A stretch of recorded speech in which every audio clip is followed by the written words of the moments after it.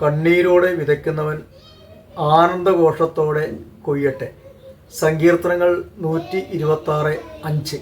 കണ്ണുനീരോടെ വിതയ്ക്കുന്നവൻ ആനന്ദഘോഷത്തോടെ കൊയ്യട്ടെ. കണ്ണുനീരിന് അപ്പുറത്ത് ഒരു ആനന്ദമുണ്ട്, ഒരു കൃപയുടെ അഭിഷേകമുണ്ട്.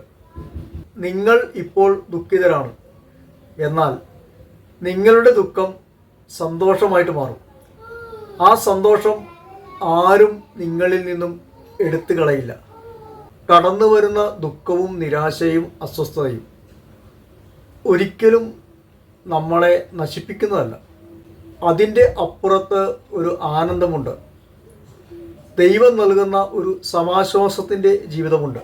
ഇത് മനസ്സിലാക്കി മുന്നോട്ട് പോയാൽ യേശുക്രിസ്തുവിലുള്ള നമ്മുടെ വിശ്വാസം കൂടുതൽ ആഴപ്പെടാൻ തുടങ്ങും.